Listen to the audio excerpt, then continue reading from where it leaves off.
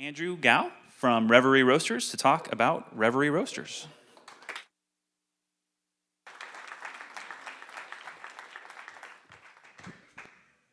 A plague I've had my whole life is that people call me Andy Gao. My name is actually Andrew Goff. But that's okay. Ken and I are friends. I can do that to him. I guess he wants me to time myself here. Figure out how to do that. Okay. So I own Reverie Coffee Roasters. We're at 2611 East Douglas Avenue, just down the street from East High. Get right into what we do. We roast premium quality coffee. We are a specialty coffee roaster, and the word specialty I'll bring up later means something a little bit better than some of the stuff we've grown up using or drinking in the past. We operate a cafe, espresso bar. Our focus is on the customer experience. By the way, I say not espresso, by the way. It's just something, get that out of your vocabulary. We distribute coffee at a wholesale capacity. Our core market in our wholesale capacity are cafes, businesses, restaurants, churches, and now schools, becoming something that we're doing, although that budget is really small if you didn't pay attention to the news last night. We consult, we sell, we service commercial coffee brewing equipment, and that's for like the cafes and the customers that we serve. And with that comes teaching and training, both in the capacity for a consumer who's interested in just expanding their mind on coffee. We do classes on a weekly basis. In addition to that, we also do private tutoring and mentoring for the coffee shops that we serve. What we really do, though, is make exceptional experiences. That's really our product that we serve. It's about giving someone something that they've never experienced before on a regular basis. We do that in our cafe. We also try to train people to do that in their own cafes. We contribute heavily to the growth of our own industry. We see that in a lot of other areas. It's really no different. We synergize with a lot of other cafes. And I personally invest a lot of time in helping mentor customers into making good decisions that are ultimately going to help them make better decisions for their own business. I'm looking at you. We promote the hell out of our community. Wichita is such an important place for us. That's where I grew up. But we don't just focus on serving here in Wichita. I do a couple of different things that are designed to bring people into Wichita. So think like using Visit Wichita as a way to reach outside, and partnerships with the Orpheum Theater. You can ask me about that later. We think we make pretty good tasting coffee too, so that's the other thing. In 2012, I had kind of a rough year and probably started thinking about things I shouldn't have, and I decided to open a business. The next year, we started that process, and in mid-13, we decided to open our doors. All the while, I worked a full-time job at a bank. Our primary focus was going to be wholesale. I've heard people ask me that over and over again. Why have you switched? But the reality is that customers have told us this is what they want. They want us to grow and change. So we embarked on an expansion, which also removed me from my full-time job, which was a really good thing for me personally, and renovated our cafe last year. And that's what you see today. It's quite a bit different. The coffee industry is huge. In the world, in the United States, $225 billion estimated impact on our economy. Globally, it's the second most traded product in the world. So oil, coffee, gas. So it's very important to the global economy as well. Affects over 25 million farmers in 50 countries, and you could probably extend that to tens of millions additional people serving and processing, roasting, so on and so forth. A lot of people drink it. 63% drink it every day, arguably more people in this room, I would say. And what's interesting, I learned a few weeks ago, $0 in our federal budget, the government budget towards education and agriculture goes to coffee research. It goes back to an 1890, I believe, decision. And when we didn't own Hawaii then, there was no reason to support coffee. So we hope that changes because it's clearly important to us. Specialty coffee to us has a definition, but in the market itself, it is very much so a higher quality product that has much longer story than what comes in a red can with a plastic top. Well, it was plastic, I guess, back in the old days. We used to pull it off with a metal can opener. But it really boils down to our experience at Reverie and what we try to provide. And we do that in our marketing and everything else, focusing on three main things. Our coffee community, but also the community, the people that live around us that come into our shop. We want to also focus on quality, and that's always an aspect. We'd never sacrifice in quality. That's always a most important part of our business. My roaster in the back would argue that's the number one thing. Education in everything we do, teaching people a little bit more about the value chain of coffee. Recently, we added sustainability into our mantra, and we're integrating that by creating actually a sustainability advisory board and a leader for that group to be able to make sure that we're always making decisions that have some sort of positive impact on the future of our existence. So here's some images of the people that work for me. 150-pound sacks of coffee thrown around the laboratory in the top right-hand side where we do teaching and training, product development. We do product testing for a lot of major manufacturers as one of many little shops around the world that do that, providing feedback. I have a photo of these really amazing grinders on the right-hand side with my roaster in. We buy really good quality equipment and then show people why they work better. We don't do the cheap route. We make really cool products. We use local ingredients like milk from Hildebrand Farms Dairy, tea from Cozy Leaf Tea, who's in this room and should definitely be standing right here sometime, Abby. And we do a really cool, unique catering service now that's actually taking off, providing experiences outside of our shop. So what concerns us about coffee? The next generation of farmers are aging, and like a lot of industries, the youth do not want to do it. It's not a very fruitful industry. It's the lowest paid portion of the entire coffee chain. Climate change is a big issue that keeps coming back up in this industry, and this last year it's been one of the most talked about things in our industry because you have a smaller amount of coffee growing space in the world on every year and a demand that's like literally growing faster than you can imagine. So we want to help figure out how to make it sustainable. I'm worried about a reverse in the direction of quality. So for example, if we have a recession, we have some problem, will people go back to buying bad quality coffee? So I want to make sure like how we prevent that from happening, affecting our business. And I always want to consider our impact on the environment. The coffee shop itself is the worst supplier of carbon emissions of the entire process. Of all the 72 steps of growing to the logistics of getting here, you add all it together, the coffee shops are the worst place. We've got to fix that. That's how we can make a difference. So, this is some photographs of places we've been to, the people we've met, and in order to be able to gain a better knowledge of the process and how we can get closer to those people. And we want to be able to relay that back to the folks that we serve here, right here in Wichita. And so what can we do about it? I think that everybody knows if you work towards being better and understand that you can never be the best, you'll always have a good reason to get up and go to work every day. And so that's our focus. We never say we're the best. We always just want to be better. So with that, I want to say thanks.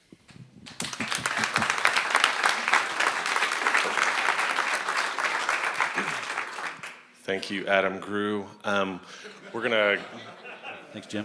cut him off. Let me questions. My question is that a lot of independent coffee shops, as well as Starbucks, which is probably a bad name, It's okay. No. they have a tendency to attract people to be their business office. And I've gone in and you see the same people sitting there for 2 or 3 hours in different parts of the day. And, unlike a restaurant that wants to turn tables, I didn't know how this affected your business.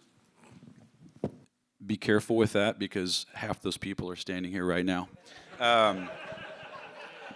So if you study restaurant efficiencies, clearly turnover is an important thing. And we do have quite a few number of people that will spend time in a seat and buy 1 or 2 items at most. And coffee is not like alcohol. You can go to a bar and buy 7 drinks and not even think twice about it. But boy, I can only have 1 cup of coffee, otherwise I'll be bouncing off the wall. So we definitely try to encourage turnover the right way, but we also have to balance that with providing that environment, that experience that people expect. The coffee shop industry has molded in what we call the second wave coffee into this third place. We call it, you have your home, you have your office, and you have your coffee shop.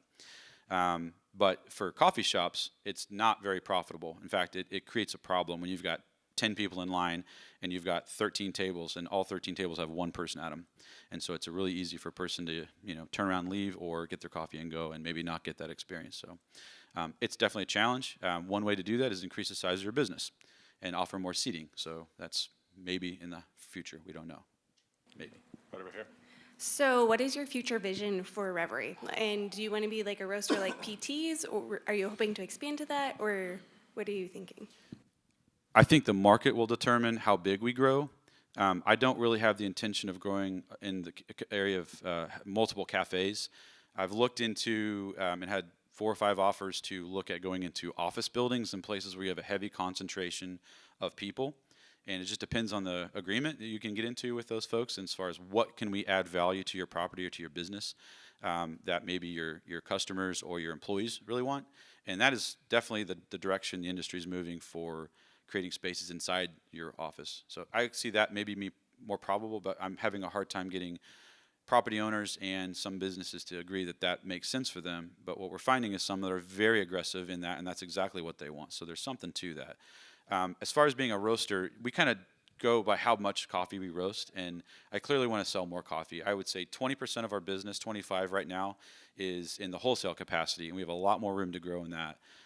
But every day more coffee roasteries are opening. It's kind of a fast-growing industry like craft breweries are. There's a lot of parallels in those two markets. So you could say we want to grow to be like a PT's, but they're 22 years ahead, or 18 years ahead of us, sorry. So clearly, like, they're in a place. PT's is in Topeka, by the way, and they're probably a several 100,000 pound a coffee producer a year, and we're like 40,000 pounds. So we've got some room to grow. So yes, I think that's what I'd like to do, but there's a limit to how much you can do in Wichita. So it's a matter of, can you get into the region a little bit deeper? This might not be exactly in your wheelhouse, but how has technology or selective breeding improved coffee output over the last decade? Are you talking about quality of coffee? Talking about quantity. Quantity? Yeah. As far as in the growing aspect of it. Coffee is kind of an old style. I mean, there's very little, if any, I don't believe there's any GMO products at all. They're produced in third world countries. They don't have access to the technology we have. And they're also operating on a future, and they're often getting paid far less than they should be getting paid for the amount of work they do. So therefore, there's not a lot of advancements in the growing portion of it. You have farmers that know how to farm their product better than us. So when we show up in Guatemala and say we want better quality, they don't understand what we're talking about. They do what they can with what they have. Contrary to what people believe, most coffees that are grown at a higher elevation, the higher quality coffees, don't have a lot of pesticides and non-natural things added to them. They just can't afford them. So they often are at the mercy of the weather and the bugs, and they do what they can with what they have. But there's not a lot of changes that have happened. We do see a lot of programs where people are applying, like roasters, for example, have an influence to be able to desire more, and so they have to kind of flow through the chain to get to the people to say, like, how can we tell them how to grow it better? And so you have to be really careful, because they will push back and be like, no, like we're not going to do that. But rewarding for quality, for example, is a good way to get a future investment in the better product. And it's something that won't improve really fast. Like anything, it takes a very long time. And oftentimes you might be in the process and then you lose your entire crop to a leaf rust or something like that you just couldn't prevent. So it's really tough. You have not seen a lot of changes in the industry as far as at the farms. So technology, by the way, is like not really that relevant in countries that really they communicate really oddly. And it's funny though, in Guatemala they have more cell phones than they do people, because they never had landlines. They went straight to cell phones, and everybody carries 2 phones. It's really strange, fascinating. So I have a question, and then Tyson wanted me to ask a question for him again.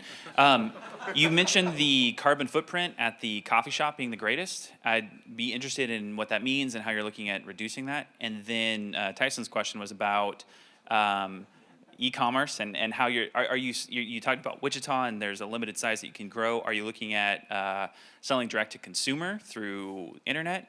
You have a good following. Is that something you can leverage? Did I get that right, Tyson? thanks, Tyson, for that question.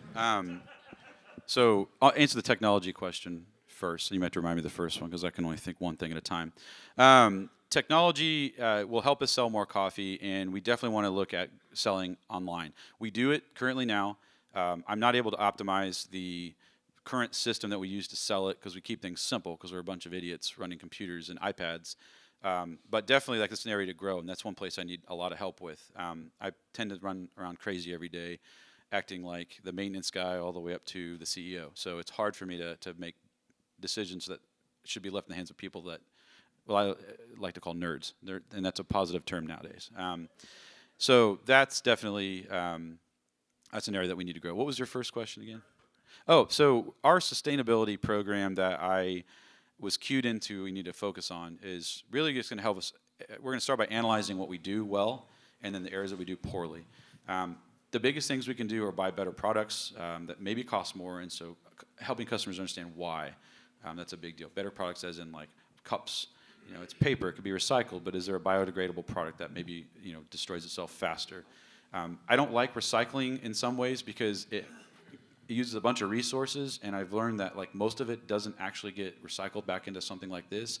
It gets boxed and shipped to China, and doesn't necessarily fix the problem. So we want to look at the best way to do things. Milk waste, that's a really good one that we waste about 30 gallons of milk a month to prepare your latte because there has to be a certain amount that you don't use. So one thing that we're going to work on doing, especially if we expand our offerings, clue there maybe, is to maybe make cheese, for example.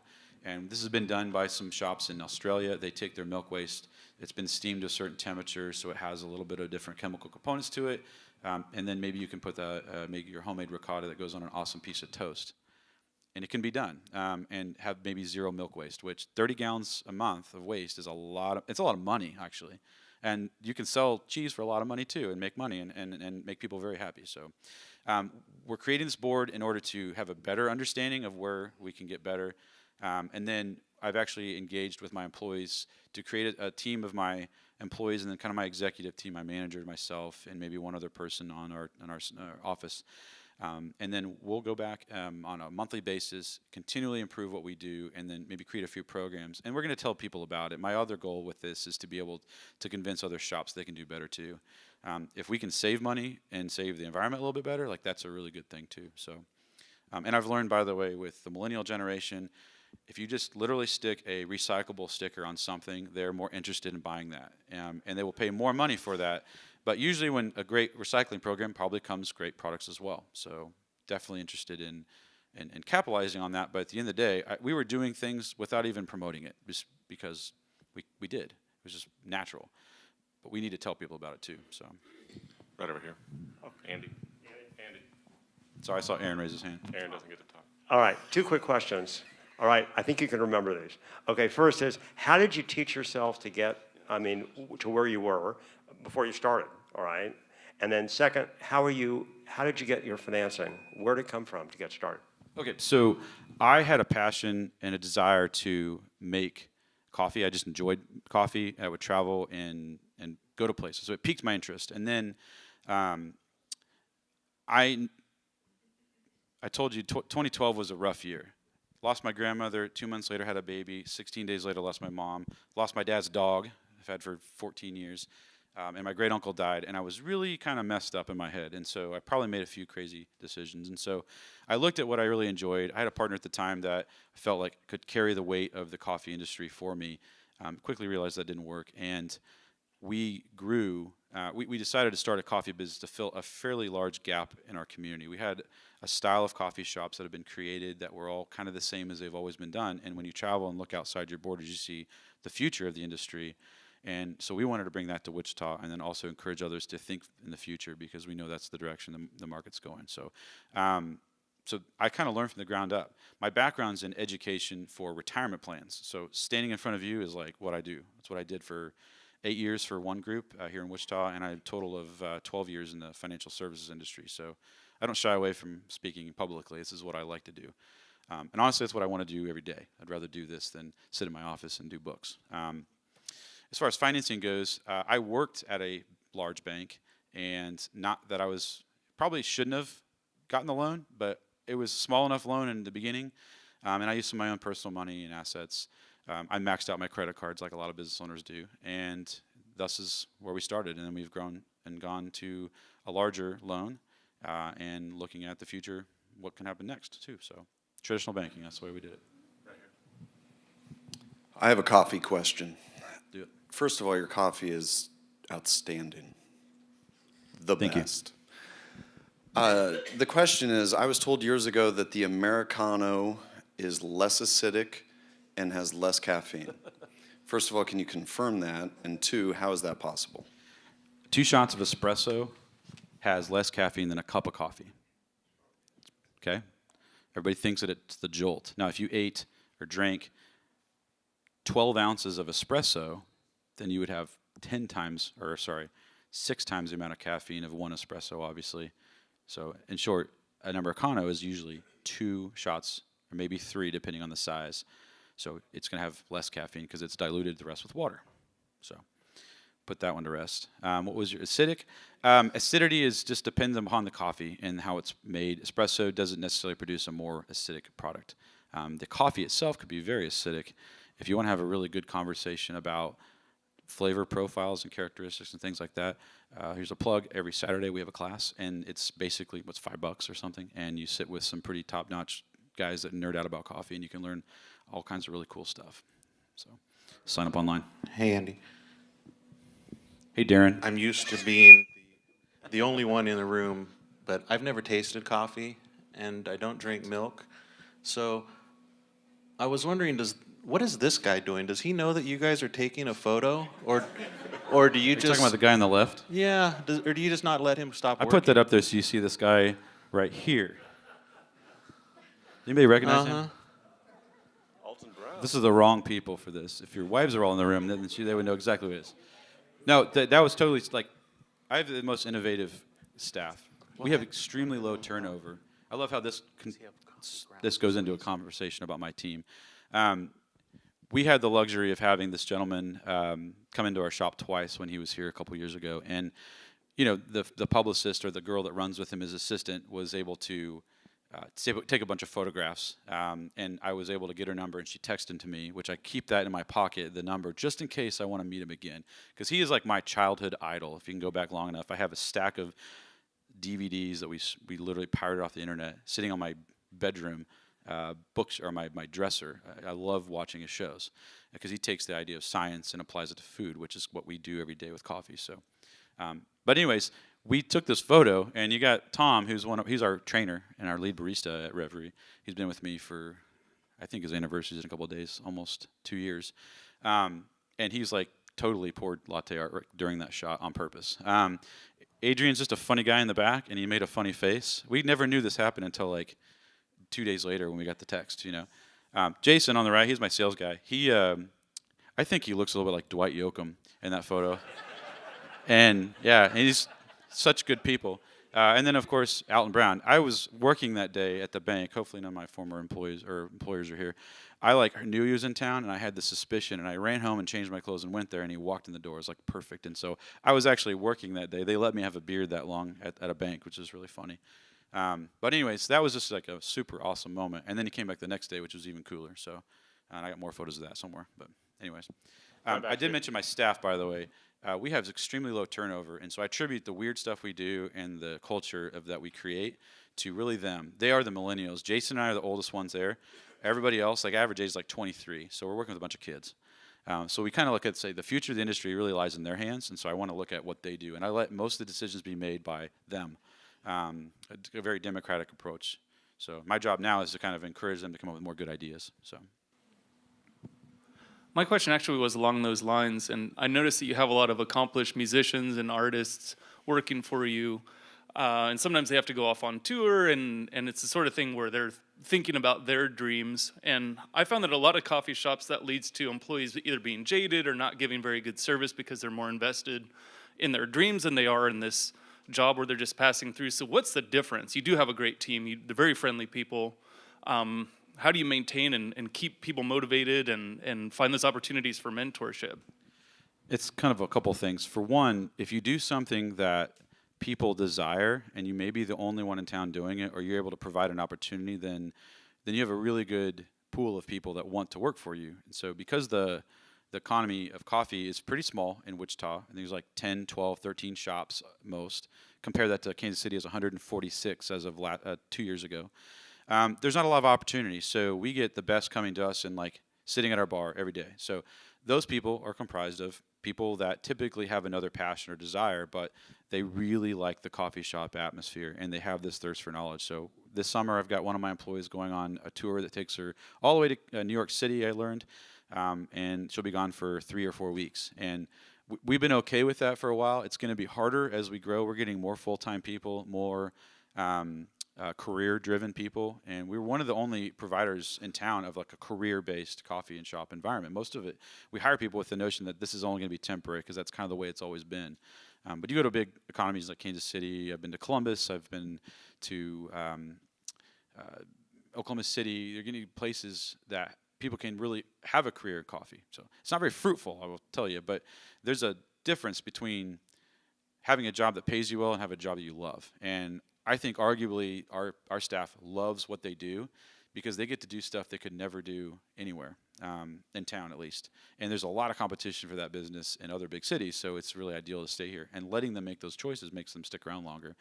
I've had to let go, fire one person in 3 years. And I've had 3 people leave us to go move to coffee meccas. Portland, Seattle, one's going in Seattle soon. I got 2 in Seattle, or 1 in Seattle already, 1 going there soon, and 1 in LA. So, those are good reasons to leave. They followed their other dreams. But for the most part, I've had literally like no turnover. That's a problem. It recently changed over a little bit, but that was okay. I had a question that has to do with the technology of growing, and farms had made advancements in controlling environments while offering that organic product. Are there ways, and I imagine a grain elevator and a vertical farm when I think of this question, are there ways that coffee has been grown alternatively to provide for the demand? They're working on things now, but what's happening is coffee is grown between the equator lines, or between the Capricorn and Cancer. So it has to be tropical, but it has to be elevated. It cannot be 90 degrees all the time. There's an ideal temperature range. So, but then if you exploit ground, like we do here, and you constantly rotate crops, you do things like that to maintain a fairly vibrant community of, agricultural industry. You can't do that very practically in the coffee industry, especially in your higher quality, higher grown coffees. From the time in which you seed a tree to then create the seedlings, from there until the point at which you are picking cherries, it's a 4 to 5 year process. So you can't switch it every year like we do here. So there's becoming more what they call corn. In other countries, they call it corn style agriculture, which is what we see here in America, where you're turning products over, you're huge parts of land make one product. You're starting to see them move to that because it's cheaper, faster, easier. But then that means coffee is completely out of the question. So in Guatemala, you could see cornfields like on the side of mountains that maybe will be cotton the next year, might be something different the year after that. But then it means the industry is getting pushed away. The other side is with the temperature rising and changing. We can only afford about a 2 to 3 degree difference in where it's at today in our world.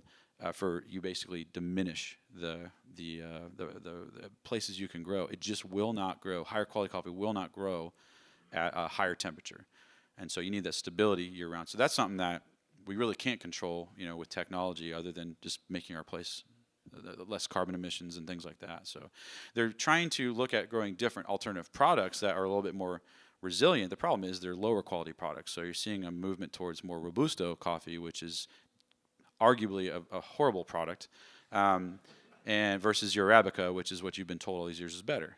But it can grow in the valley somewhere lower and produce a lot. It's still a very small segment, but those are things that we're not interested in trying because it tastes terrible. Maybe they'll make it better, but maybe not. So again, technology, you're working with people that have no access to it. They have a cell phone, that's all they have. And there's not a whole lot of support to grow that. So. All right, thank you. And most importantly, the last question, what as a community can we do to help you? Buy good quality coffee.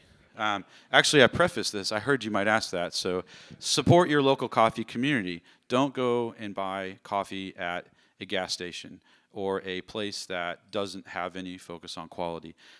Choose to purchase specialty grade coffee. It's going to make a big, big difference in the supply chain, the value chain.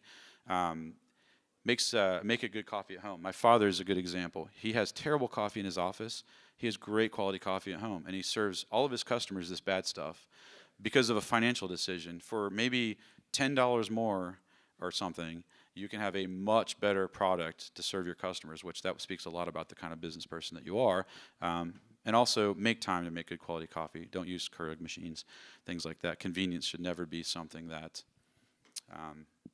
should supersede quality, and we can explain that another day. And then come to our shop, love to support us that way. So.